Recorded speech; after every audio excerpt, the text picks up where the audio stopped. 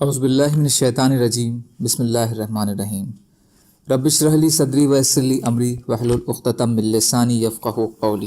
بھلے اور اچھے لوگوں کی زیارت، ان کی سنگت اور ساتھ و محبت، ان سے ملاقات کر کے ان سے دعا کرانے اور مبارک جگہوں کی زیارت کرنے کے بیان میں حضرت عمر بن خطاب رضی اللہ تعالی عنہ سے روایت ہے کہ میں نے نبی اکرم صلی اللہ علیہ وسلم سے عمرے پر جانے کی اجازت مانگی تو آپ صلی اللہ علیہ وسلم نے مجھے اجازت عنایت فرما دی اور فرمایا، اے میرے پیارے بھائی، ہمیں بھی اپنی دعا میں فراموش نہ کرنا۔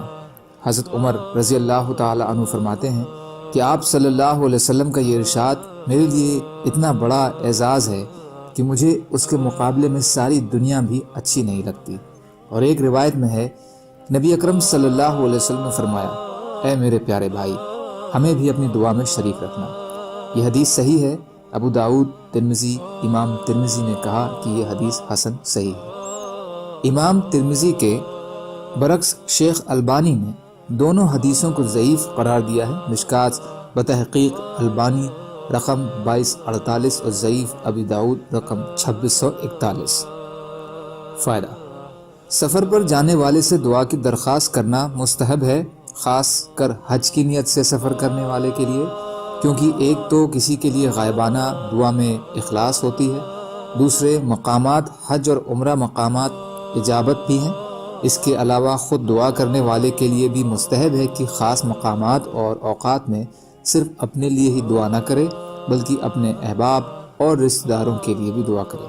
اس سے ایک مسئلہ بھائی چارگی کا بھی ثابت ہوا کہ رسول اللہ صلی اللہ علیہ وسلم ویسے تو اپنی امت کے لوگوں کے لیے روحانی باپ اور درجات میں تمام کائنات میں سب سے افضل ہیں، لیکن دینی اعتبار سے آپ صلی اللہ علیہ وسلم ہر مسلمان کے بھائی ہیں اور ہر مسلمان آپ صلی اللہ علیہ وسلم کا بھائی ہے۔ جیسے حضرت عمر رضی اللہ تعالی عنہ کو خود آپ صلی اللہ علیہ وسلم نے اپنا بھائی کہا، پھر آپ صلی اللہ علیہ وسلم خود بھی ان کے بھائی ہی ہوئے۔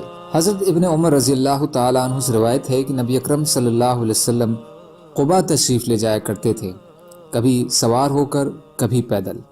وہاں پہنچ کر آپ 2 رکعت نفل ادا فرماتے۔ بخاری اور مسلم اور ایک روایت میں ہے کہ نبی اکرم صلی اللہ علیہ وسلم ہر ہفتے قباء تشریف لے جایا کرتے، کبھی سواری پر جاتے اور کبھی پیدل چل کر جاتے، اور حضرت ابن عمر رضی اللہ تعالی عنہ بھی آپ صلی اللہ علیہ وسلم کی پیروی میں ایسا ہی کرتے تھے۔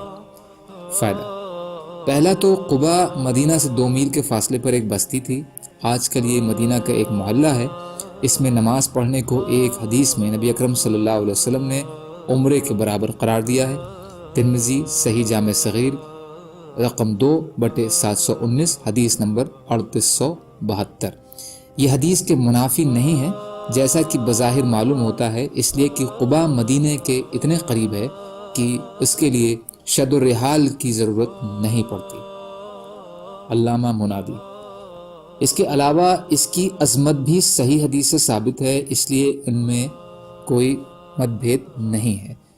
دوسرا، حضرت ابن عمر رضی اللہ تعالیٰ عنہ کی سنت کی پیروی کی جو بھاونا اس حدیث سے ثابت ہے، جیسا کہ ان کی یہ صفت بطور خاص مشہور ہے۔ سبحان اللہ و بحمدہ، سبحانک اللہم و بحمدک، اشہد ان لا الہ الا انت، استغفرک و اتوب الیک۔ سبحان ربک رب العزت عما یصفون وسلام علی المرسلین والحمد للہ رب العالمین برحمتک یا ارحم الراحمین۔ لا الہ الا اللہ محمد رسول اللہ۔